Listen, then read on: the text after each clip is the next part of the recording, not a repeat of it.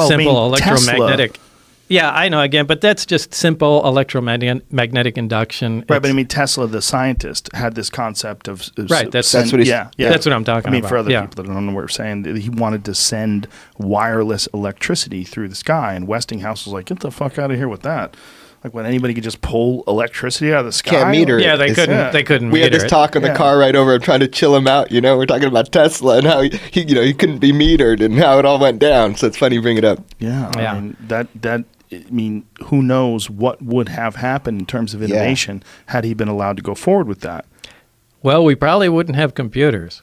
You think? Yeah, I'm pretty positive. Why is that? Forget about microelectronics. Well, this is dumping huge amounts of electromagnetic energy in the air. And yeah, we'd be able to wirelessly turn on our lights, but there'd be no radio communication. The interference would be something would be overwhelming. It would induce electric currents in anything with a small wire on it. So integrated circuits, transistors would be disintegrated before they were even, tested for operation. So it would Maybe destroy. It would have fucked us up. Yeah, it would have stopped us dead. It'd be great. You can turn lighters on and heaters from all over the place with no wires, but it would stop modern electronics. And if we became dependent on it, it would almost be like our dependence on fossil fuels. Although it's destructive, it's very difficult for us to get off the nipple. It would have changed the course of how we developed, which is so interesting when you talk about if a civilization, another star system, didn't even start with fossil fuels. They had 115 naturally on their planet, and they're like, cool, anti-gravity is pretty awesome. Well, the fact that they didn't I think it's important that actually happened. Yeah. It might have been stopped in its tracks for a reason. Whoa. And I think it's incredibly difficult for us to imagine technological progression under another timeline other than the one that we've experienced. Yeah, that's difficult. If we imagine what this alien race must have been like, and God, just to be able to see something, obviously we've seen it in different life forms, right? Like we see the life of certain beetles in comparison to the life of certain fish. Very, very different existence, very different life cycles. Octopus. Yeah, octopus. Yeah, we see all these different variables in terms of biological entities on Earth, but we don't see it in terms of technological innovation as we're the only one that's intelligent that can innovate. We have intelligent creatures, but they're in the ocean. The only other thing that are like us are dolphins and orcas and whales, and they don't have the ability to manipulate their environment. And subsequently, because they don't have the ability to manipulate their environment, we put them in fish tanks.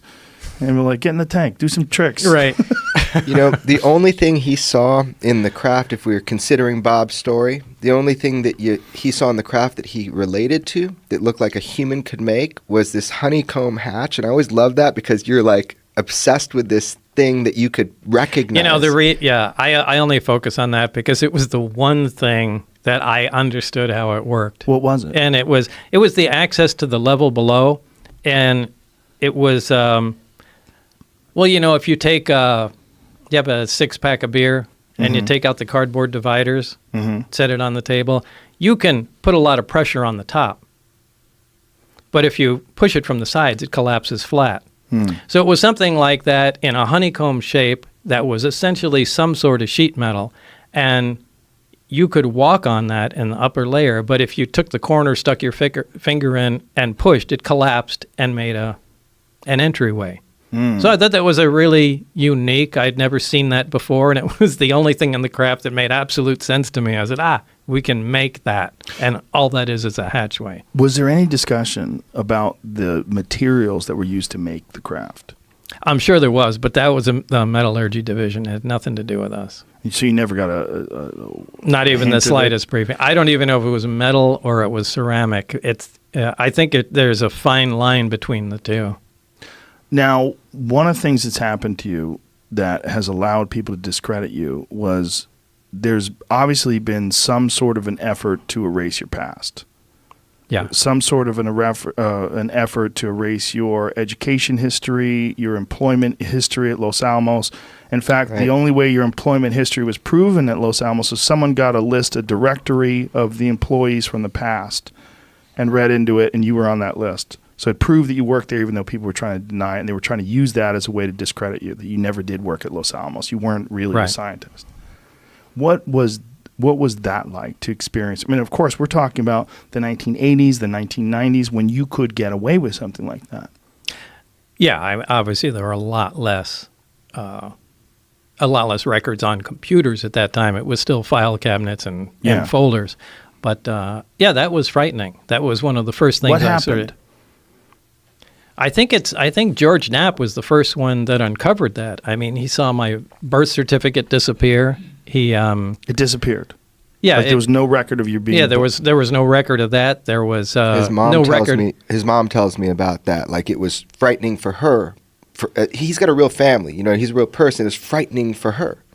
But the Los Alamos thing really surprised me, and that they were so adamant that no, this guy never worked here. Don't be ridiculous. And George went back and forth, for I got the letters on the wall. Yeah, months. I mean, it was ridiculous. But fortunately, somebody came up with a 1982 phone book directory.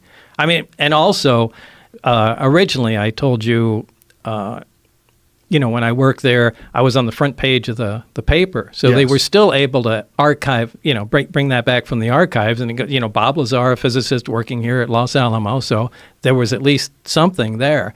But somehow George came up with the phone directory. And then Bob took George with cameras into Los Alamos. Oh, yeah. Yeah. So we flew out there and I said, look, come on in. I'll show you where I worked. We'll go in. We'll meet people. And George went with me and... and filmed you knew inside how to there. navigate the place, so you'd obviously been there before. Met people, and and Los so Alamos no was problem. also the place where they had the machine that was able to read the size of your digits. No, that was in Los Alamos. That was S4. That was S4. And explain that. So now this was back in the 80s. And this is back in the 80s where when you discuss this, people are like, this doesn't even exist. Yeah. Okay. What was it? It was a way, this is before fingerprint scanners and, and any high resolution scanner at that time. So what it was a device that had a little picture of a hand on a glass plate with pins in it. So you could jam your hand in there. And there was a bright light above it and a sensor underneath. And when you put your hand in there, the light would turn on and it would measure the bones in your finger because the light shone through your bones. And apparently, the length of the bones in your fingers are extremely unique and easy to measure. And they use that. When you put your hands on there, the light would turn on and your badge would pop out. There's it right there. Oh, there it is. That's it. And I tried to describe this to people, and they said, that is the most ridiculous thing we've ever heard. And I said, hey, my badge came out of that thing. I put my hand on it, badge popped out, and that's how I could open the doors and get into S4.